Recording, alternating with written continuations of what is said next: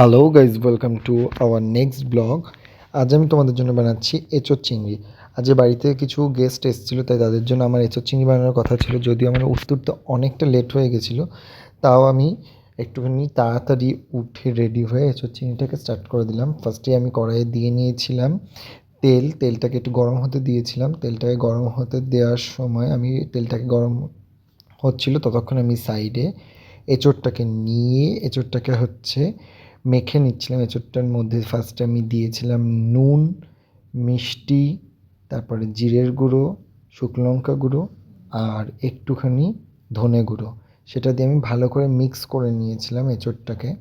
কারণ এঁচোড়টাকে এইভাবে মিক্স করে বেশ 10 থেকে 15 মিনিট রেখে দিয়েছিলাম, কারণ যেহেতু কচি এঁচোড় ছিল। সো আমি এটাকে ভেজেই করব, কারণ অনেক ক্ষেত্রে কী হয়, আমি মায়েদের কাছে দেখেছিলাম যে মায়েরা সিটি মেরে করে, মানে একটুখানি ভাপ দিয়ে নিয়ে করে।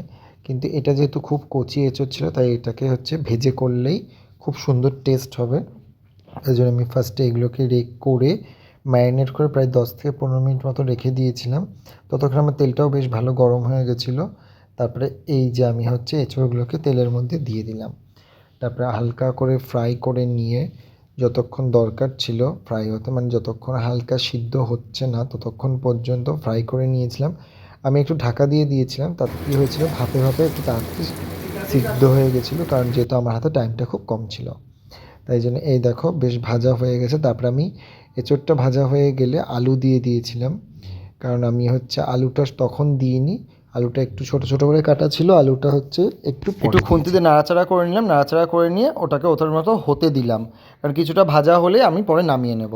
তারপরে সাইডে আমি চিংড়ি মাছটাকে নিয়ে নিয়েছিলাম। চিংড়ি মাছটা একটু ধুয়ে নিয়েছিলাম।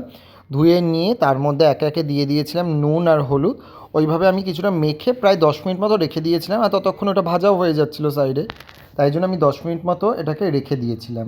এই যে দেখো আমি নুন দিয়ে দিলাম, সাইডে মেখে রেখে দিলাম। আর এই যে হয়েও গেছে আমার ভাজা। আমি একে একে তুলে নিচ্ছি। এই যে তুলে একটা কন্টেনারের সাইডে রেখে দিলাম। তারপরে আবার তেল দিয়ে কড়াইয়ে চিংড়ি মাছটা ভেজে নিলাম। তারপরে চিংড়ি মাছটা তুলে নিয়ে ওই তেলের মধ্যেই তেজপাতা, জিরে আর শুকনো লঙ্কা ফোড়ন দিয়ে দিলাম। কারণ ওই তেলটার মধ্যে দেওয়ার চেষ্টা করবে, কারণ কী চিংড়ি মাছের স্মেলটা না ওটা খুব ভালো লাগে। আর এই যে পেঁয়াজটাও দিয়ে দিলাম। তার সাথে একা একা আমি টমেটোর সাথে নিয়ে নিয়েছিলাম লঙ্কার গুঁড়ো, একটু লঙ্কার গুঁড়ো, জিরের গুঁড়ো আর হলুদ, আর চিনিটা দিয়ে দিলাম একটু কালার আসার জন্য। ব্যাস সুন্দর করে নাড়াচাড়া করে নিয়ে তারপরে একে একে আমি দিয়ে দিলাম ওর মধ্যে আদা রসুনের পেস্ট। আদা রসুনের পেস্টটা দিয়ে খুব ভালো করে নাড়াচাড়া করে নিলাম। আস্তে আস্তে নাড়াচাড়া করতে করতে আস্তে ফুটেও গেলো। যতক্ষণ না তেল তেল বেরোবে ততক্ষণ পর্যন্ত ভালো করে ফোটাতে হবে। তারপরে এই যে ফুটে গেছে দেখো। এবার আমি ওই ভাজা আলু আর এঁচোড়টা দিয়ে দিলাম। দেখো বেশ ভালো মতো করে কষা কষা হয়ে গেছে।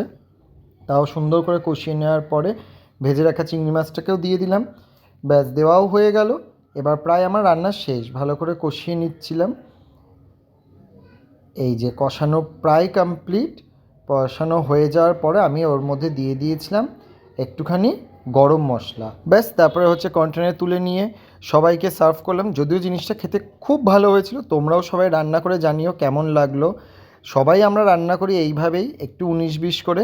কিন্তু তোমাদের সাথে এই রান্নাটা শেয়ার করে তো আমার খুব ভালো লাগলো। তোমরাও জানিও।